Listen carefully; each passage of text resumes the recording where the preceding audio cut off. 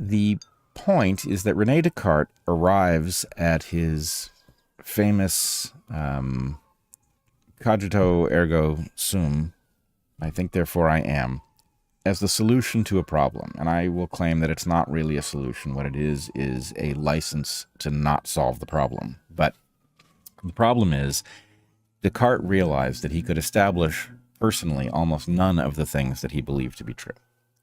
Doesn't mean they were false, but it meant that they could be false, and because he didn't establish them himself, he had no way of knowing, and that's a frightening condition to be in.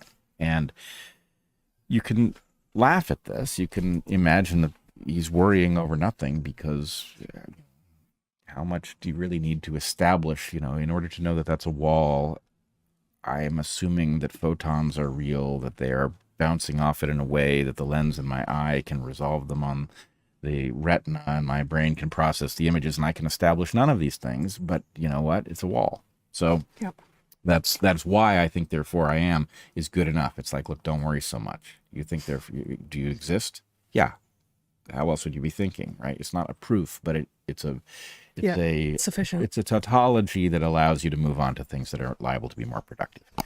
But I think Descartes' concern about that which is not established by you personally is actually a very real feature of the landscape that we exist in. That the destruction of all truth-seeking modes, of every institution in which truth might be established on the basis of some rules that we might agree on.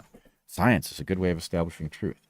But you know what? Science is being done in universities, and those universities are corrupt at a level that is hard to fathom. And so the things that they say are true might be, but they're not likely to be true because they're being said there. In fact, you can find universities are now signing on to gender ideology and claiming that men can become women, and they are tolerating mathematicians who think that 2 + 2 doesn't necessarily equal 4, and they are absolutely refusing to call out nonsense when it emerges. In fact, presumably a product of universities, but I think it was JAMA this week, there was a new paper that claimed to scientifically evaluate misinformation that was being distributed online about COVID, when the misinformation that they were talking about turned out to be true. So anyway, you've got a situation in which it's worse than having nobody seeking the truth. You've got people who are the official truth seekers who are systematically avoiding their job. Mm-hmm. They what's the term for it? They soft quit. They still are in the roles, they're still getting paid for it, but they're not seeking the damn truth. Quiet quit. So, okay, that's the era we're living in. And what it means is your newspaper isn't reporting the news. In fact, I made the argument that newspapers now report the news only when it becomes sufficiently embarrassing for them to avoid it, like lab leak. Mm-hmm. The truth that lab leak was at least a likely possibility was evident from early on. Newspapers finally got around to reporting it late when they couldn't not report it and still look like a newspaper. So they were embarrassed into it. Likewise, universities only teach lessons that the students sign off on being something that they will tolerate. So that's the world we're living in, and it creates an artificial darkness. Even those of us who are absolutely interested in figuring out what the truth is are denied a data set that we can even go to independent of anybody. The data set is itself polluted.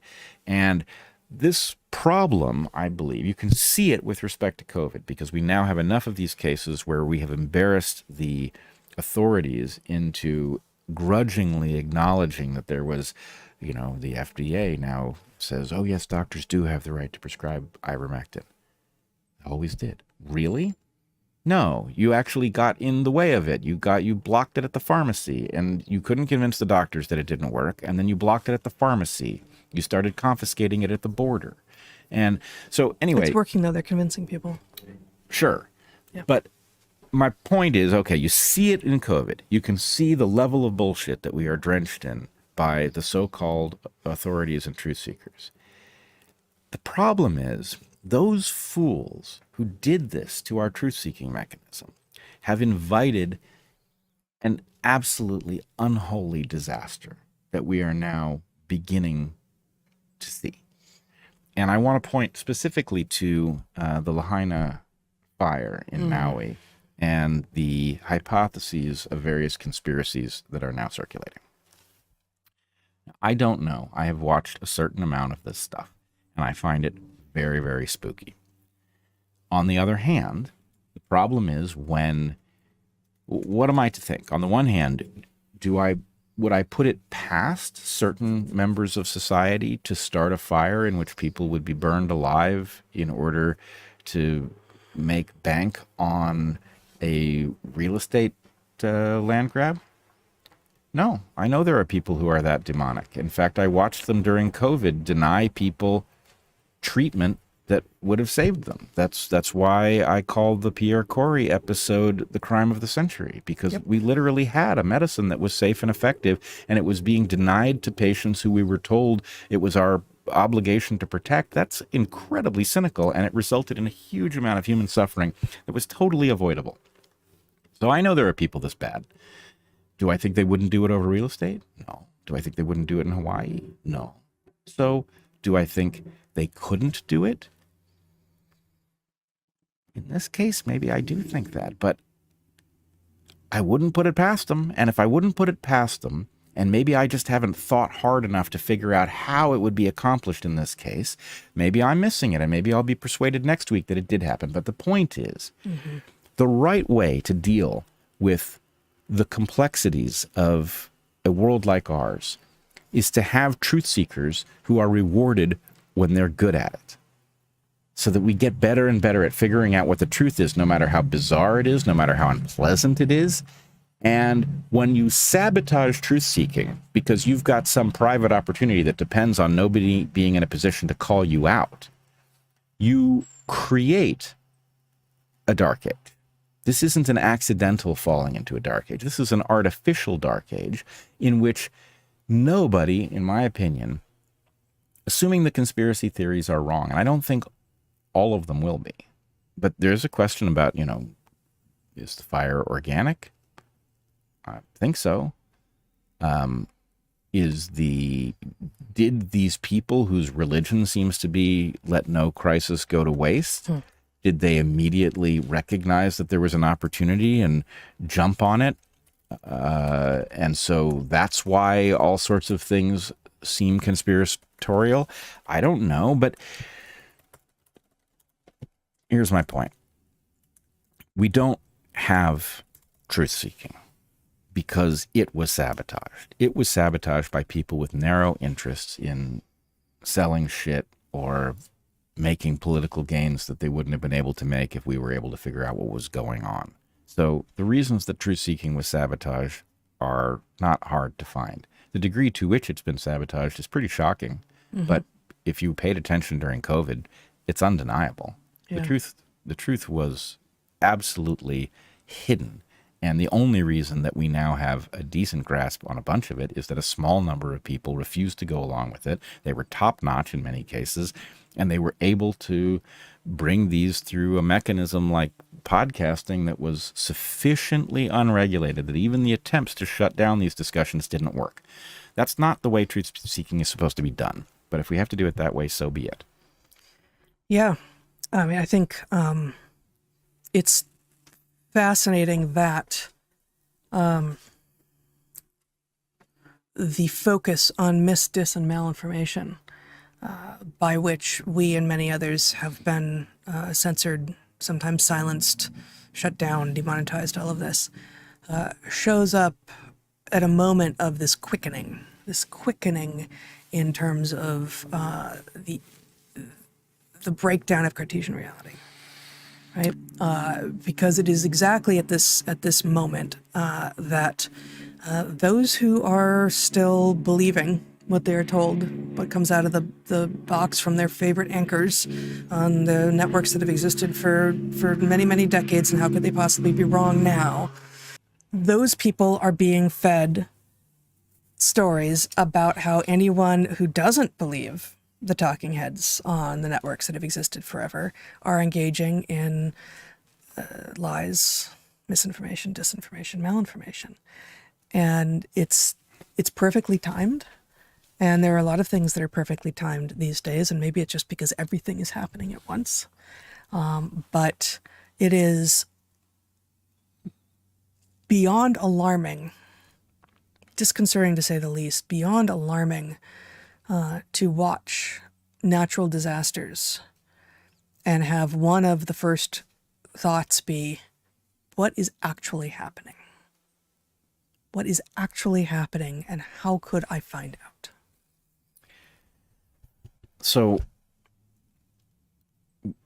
we have to figure out how to progress in an era where we cannot possibly establish things that our well-being depends on utterly. Obviously, the folks in Maui have a serious question on their hands about whether or not there is something afoot. That something afoot could be of many different levels. It could be people taking advantage of a crisis. It could be incompetence at an amazing level. It could be a conspiracy from the get-go. And the idea that people will mock them, of course, for leaping to conspiracy theories. But the problem is, whose fault is that? It's the fault of the people who destroyed proper truth-seeking. Right. It's the fault of the people who destroyed journalism. And the problem is that in a world, whose fault is it that, I don't want to use the term anti-vax because it's obviously a weapon in and of itself, much like the term conspiracy theory. But whose fault is it that so many people are now wildly skeptical of vaccines that they weren't skeptical of 3 years ago? Well, it's the vaccine manufacturers. That's whose fault it is. Yeah. And even if the vaccines that people are now skeptical of are what they claim to be, you can't fault people for wondering when you've lied to them about something else you called a vaccine. So we have had somebody cultivate a blinder that they have put on society, and it is resulting in every kind of madness. And I want to connect one last piece of madness here. In tweeting about this live stream that we were going to do today, I said something about us broadcasting from outside our comfort zone, and I was really just joking about being outside. But which is exactly our comfort zone, but not where we usually podcast from. Right. But in any case, some folks showed up and speculated about whether or not outside our comfort zone meant that I was going to address the JQ. What's that? Oh, I believe that's the Jewish question. You remember, like whether we Jews are to be tolerated. Now, seriously? Yeah. So here's my point. I don't really want to go after these individuals, but there is no Jewish question. There is a question called lineage. There are patterns of history. Seeking the truth of these patterns and understanding what their implication is for the present is what we are supposed to be doing.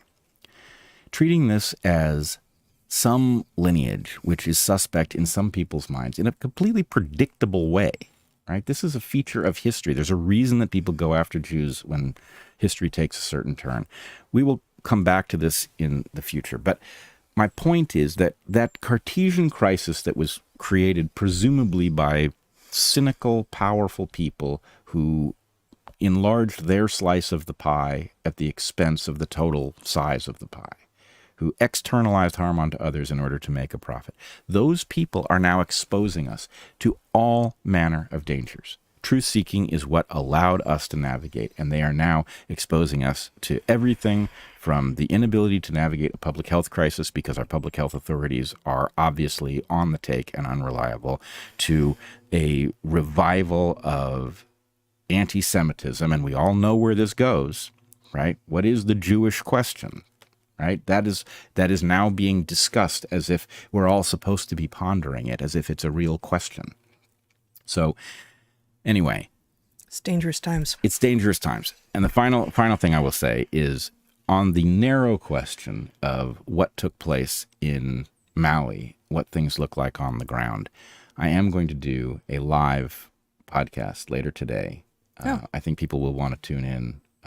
We have a special guest that I think is in an excellent position to help us address this question, and we can do our own private truth seeking because the official truth seekers are they've gone fishing.